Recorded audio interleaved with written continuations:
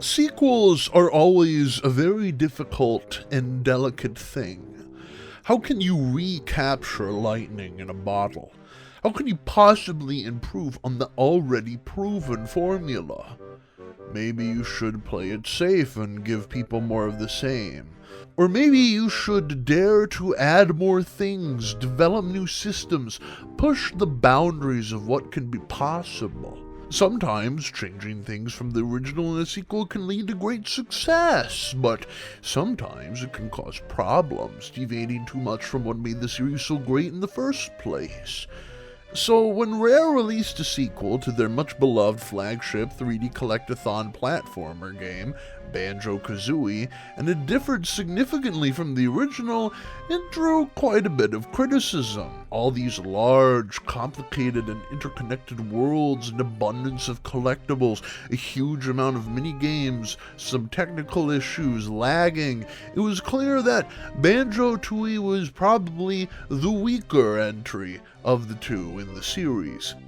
At least, that's what the feeble-minded would say. Hello everyone, it is I, Ape of the Hour, supporter of Rareware's rights, and more importantly, their wrongs. Banjo-Tooie exists as this odd piece of platforming history because it always seems to be the one game that Banjo fans overlook the most. Like, they'll say they want another game like Banjo-Kazooie, but it seems like no one is calling for another game like Tooie, which, to be quite frank with you, makes me sad. In fact, I'm gonna go out on a limb here and tell you an unpopular opinion of mine. You see, I prefer Banjo-Tooie over Banjo-Kazooie. Now, don't get me wrong, Banjo-Kazooie is a spectacular game. In fact, in my Banjo-Kazooie video, I said it was my favorite video game of all time. But the truth is that I was being a little bit hyperbolic there. Bad Ape. I played Tooie actually before I played Kazooie, and while I enjoyed the manageable size and moderate challenge that Kazooie offered me, I was more enchanted by the darker, larger world of Tooie. But everybody I talk to about this game treats it like it's some blemish on the series. I was even talking to this guy once and told him that Banjo-Tooie was my favorite video game, and he responded with, "I'm sorry." Yeah, you better be sorry, Mr. Dude, because I still love this game, and if you're still gonna talk shit, I'm coming for you, because bears might need a bird to fly, but I don't need a bird to kick your pompous ass. Yo, if you don't shut your mouth, I'ma shut it for you, punk! Hit ya with the punk tactics! Hit ya with the punk tactics! Hit ya with the punk tactics! Hit ya with the punk tactics! Hit ya with the hard punk tactics! Bankrolls come straight for the assets! No games, no throw, won't pass it! Pick you up, spit you out like Jurassic! Oh, no for the rigmarole, we kick pros! Stub toes, I suppose you might know! Hit the block, then you flock! Time's up, now you're about to get clocked! Aye! Spicy like pepper, 1-2-stepper! Laid back, motivated, money go-getter! Never felt better, write me love letters! Shooting out the spike chain, Megadeth tether! Get over here like Scorpion! Put you to sleep, cold Vulcan! Should I assist you, or do you get the picture? If you don't budge, I'm gonna have to hit ya! Hit ya with the punk tactics! Hit ya with the punk tactics! Hit ya with the punk tactics!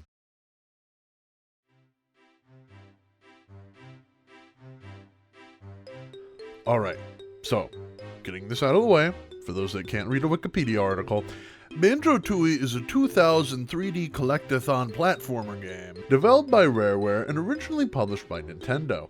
It would be the last proper 3D collectathon game we would get of Banjo-Kazooie forever, it seems.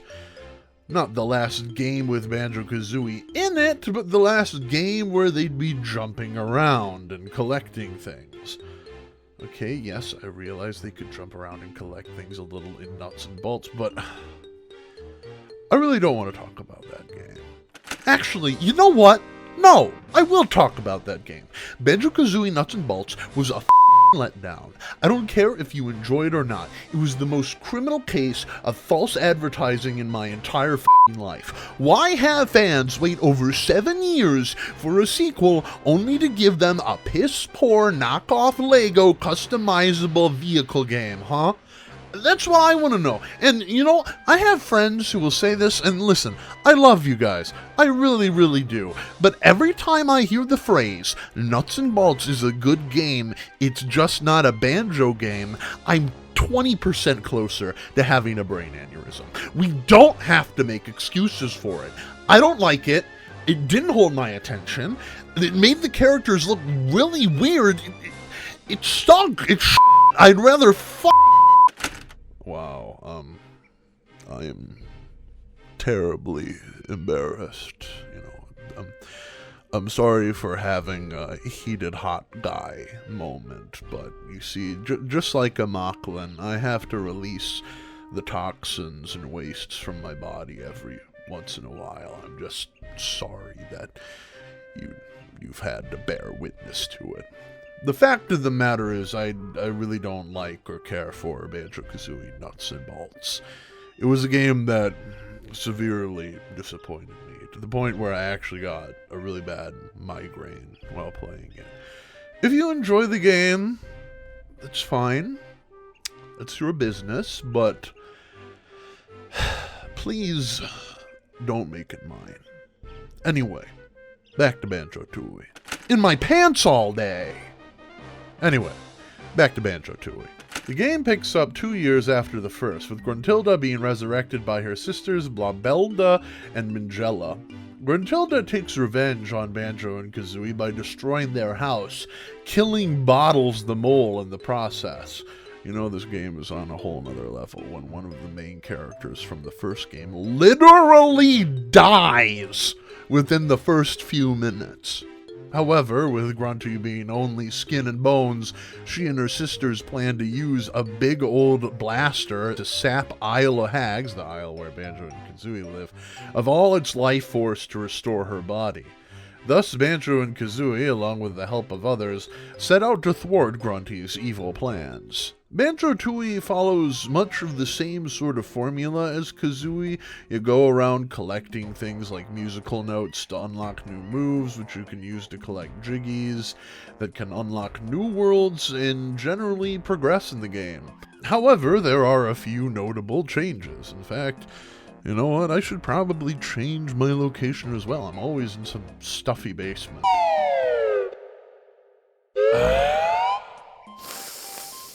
Ah, yes. The fresh jungle air. That's better. Given this new setting, Rare decided to do something interesting.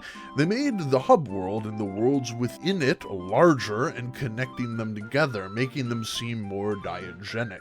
While in Banjo-Kazooie, Grunty's lair and the world inside felt very similar to Peach's castle and the worlds in Super Mario 64, Banjo-Tooie makes places like Mayhem Temple, Grunty World, and Jolly Roger Bay part of the actual world of Banjo-Kazooie rather than little playgrounds to explore within Gruntilda's lair.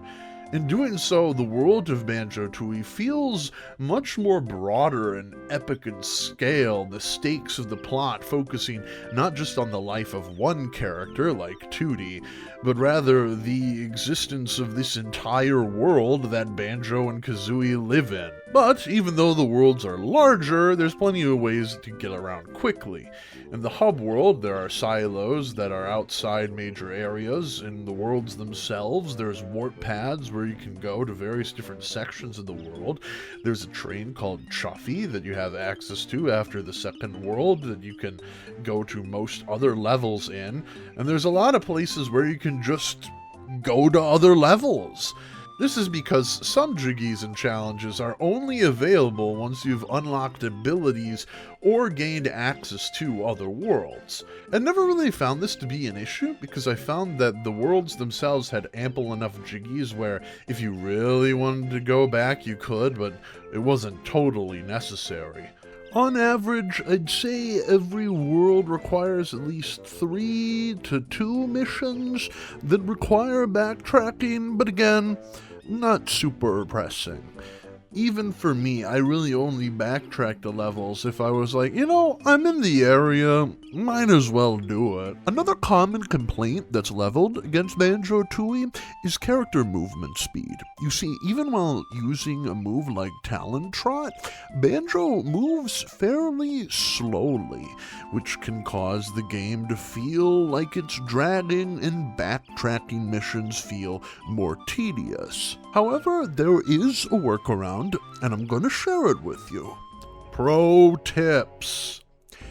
If you go to My Hen Temple in the Jade Snake Grove, in the code chamber, where you can enter in different Cheeto codes to access different cheats in the game, if you enter in the word Cheeto, and then enter in the word, all one word, Super Banjo, and activate the cheat, all playable characters will move about 50% faster. To compare, let's have a little race. On your marks, get set, go.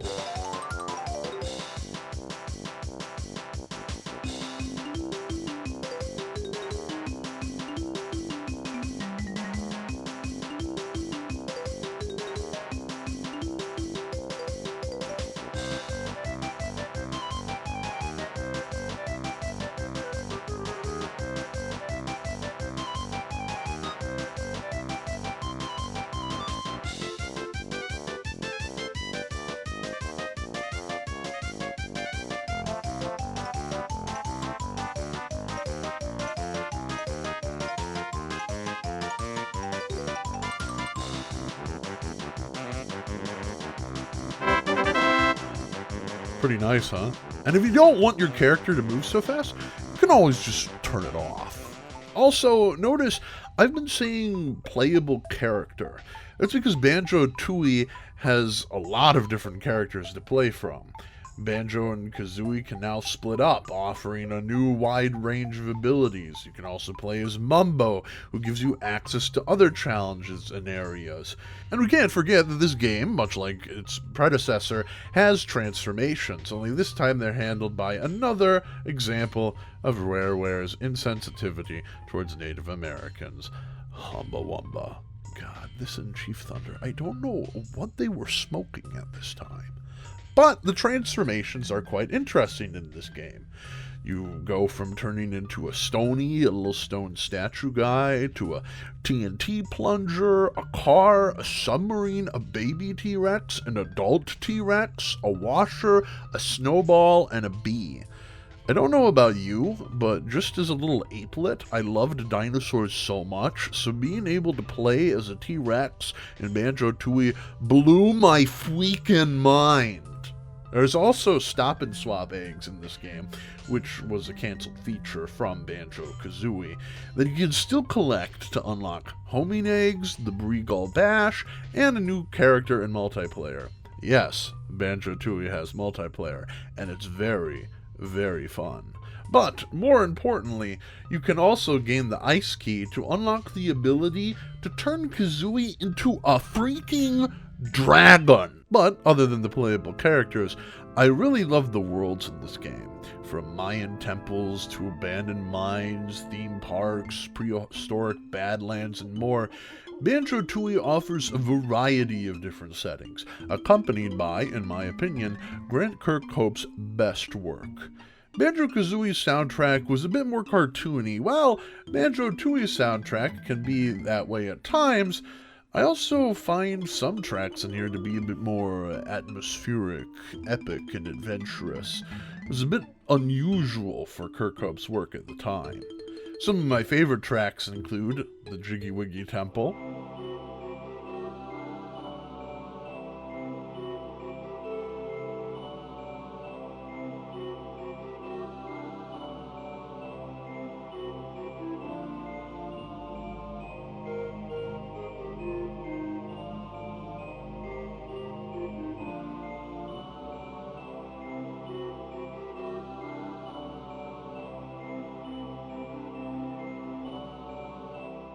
Pterodactyl Land,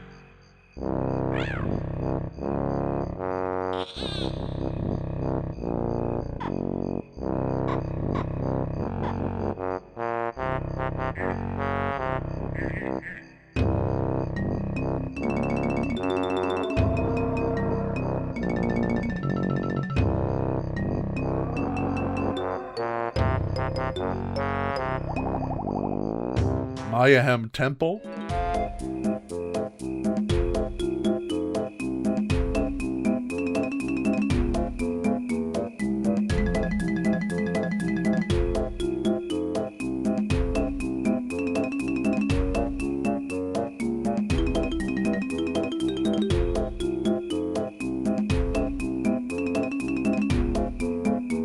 And Atlantis.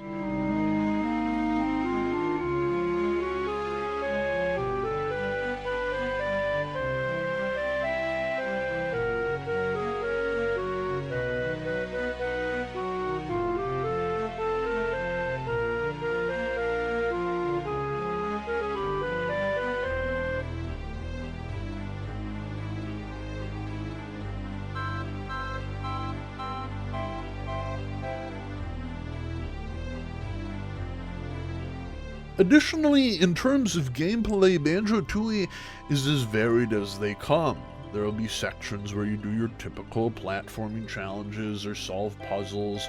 There are also mini games like bumper cars, shooting galleries, soccer, and what have you. There are even segments of the game that turn into GoldenEye-like first-person shooter segments, and segments like these are available in multiplayer.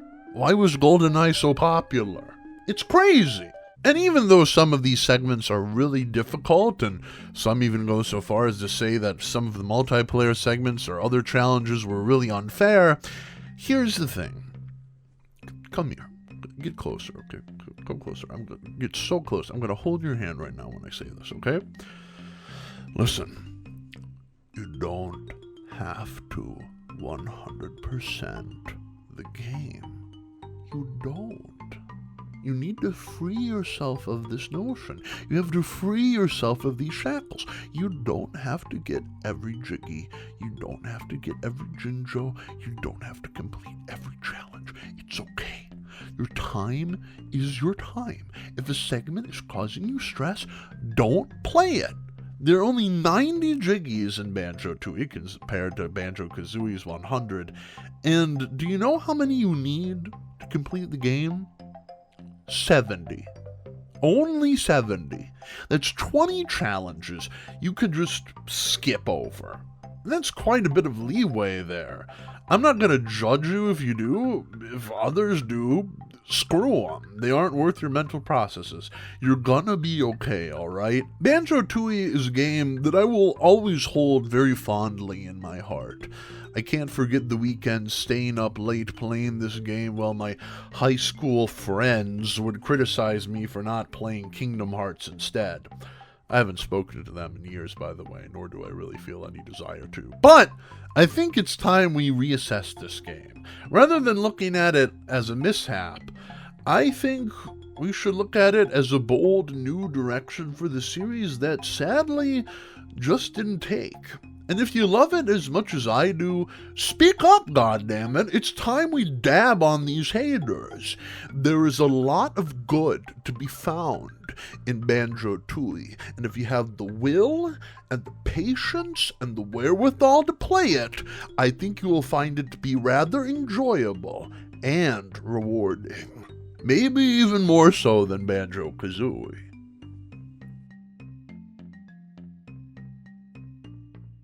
Is that a thing? Kids still do it nowadays? They still dab on the haters?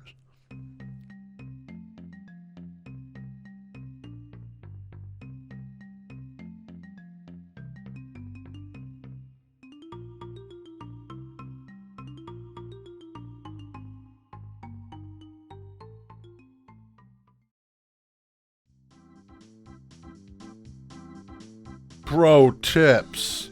If you beak Buster next to a ledge, Banjo enters an invulnerable pose, and you can fall from great heights without taking any fall damage. And this actually works in both Banjo-Kazooie and Banjo-Tooie. Pro tips!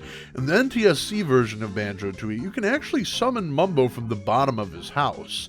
A glitch, sure, but more like a feature. Pro tips. If you're that guy who said I'm sorry when I said Banjo-Tooie was my favorite game, you're a bitch!